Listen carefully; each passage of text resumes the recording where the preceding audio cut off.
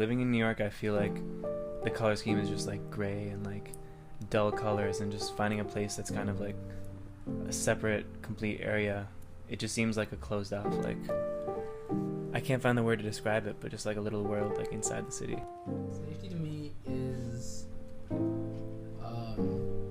being able to be yourself unapologetically without it sort of straining you emotionally or physically.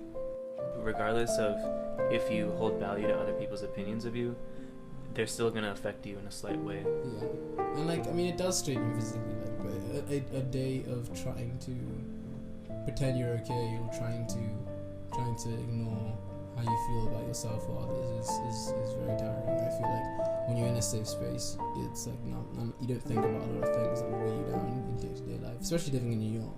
Yeah, especially. It's like People probably aren't looking at you, but you just feel like they are. Not because you're selfish, just because you're self-conscious. but everyone's that way. Yeah. So like, while you're thinking of what someone else is thinking about you, they're thinking about what you're thinking about them. I feel like just being around my mom, I get that complete like safe, like warm presence. Like just because she would undeniably not, like, there's no chance that she would say anything bad for me, and like I feel like that's the only form of safety is like knowing that like you'll be okay. Safety is also knowing you can fuck up and it's gonna be okay. Yeah. That's a big part of it. I get that around family, and like very good friends. Kids or guys grow up thinking that they should be ashamed if they cry or they feel sadness or don't feel strong enough to go through the day. But it's just ignorant because it's blocking off normal emotions that everyone goes through.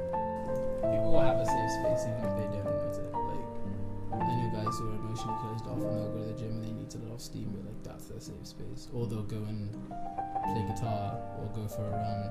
We will look for the safe space, even if just to hide how we feel from other people. We'll look for the safe space as a dude, as a person, really, because guys aren't the only ones afraid of sharing how they feel.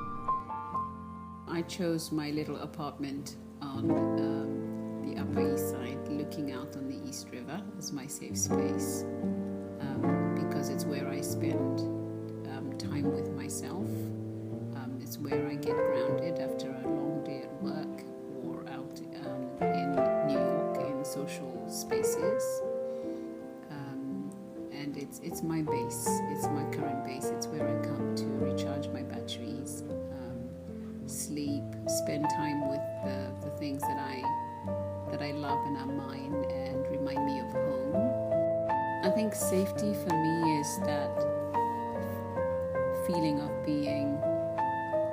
being able to be fully present, that there isn't sort of thoughts of fear or things that are sort of taking you away from the present moment. So it's a place, if you feel safe in a place, you can be fully there. Safe is also, for me, a place that's warm.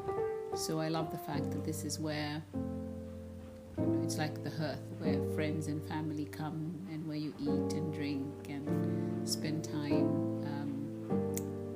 It's also safe because we can all be ourselves here, because no one's judging us and no one's sort of looking at what you're wearing or how you need to be. You can just be who you are, and so that feels safe. My real comfort thing is a cup of tea.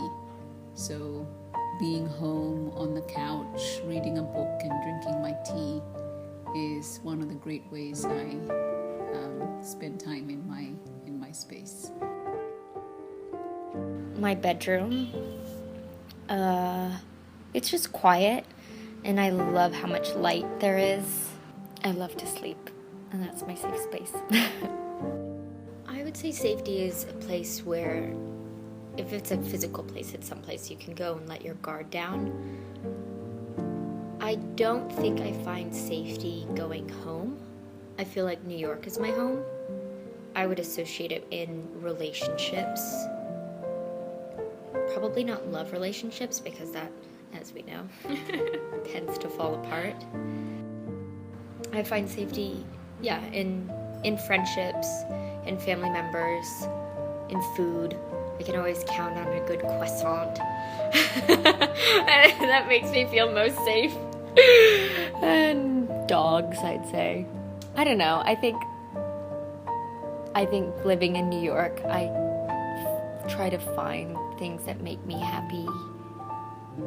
Like, I find safety in little things that I know will bring me joy.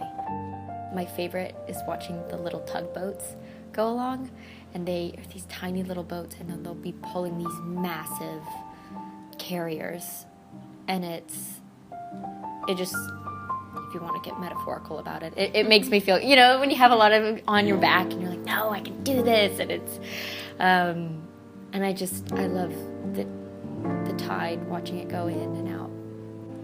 I think it's hard to find a safe place because it feels like everybody wants something from you, or there's an expectation. It's not that everybody wants something from you, but even on Instagram, it's like, oh, there's this going on, oh, there's something, you know that there's always something amazing available at any time, which is why people flock to the city, but it's also not a healthy lifestyle to just continue running like a social marathon.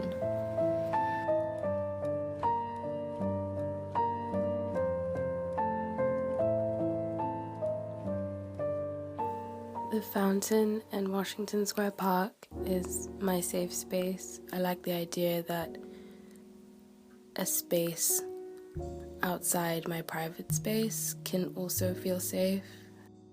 I think I started going there in the summer when the water was on. Something about water makes me feel absolutely the safest that I ever feel. But I love the fact that even now, and even when it doesn't look so beautiful, there's an energy there still, and there's an energy that makes me feel safe. New York does necessitate an active looking for of safe spaces.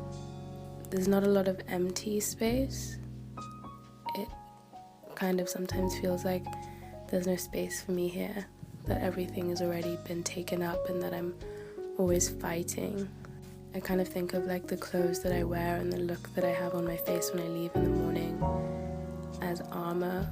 Like, I'm going out in the world and it's a dangerous world and I need to be prepared, and for that reason I think it's more important here than anywhere else I've lived to have those spaces where you can put that down and just be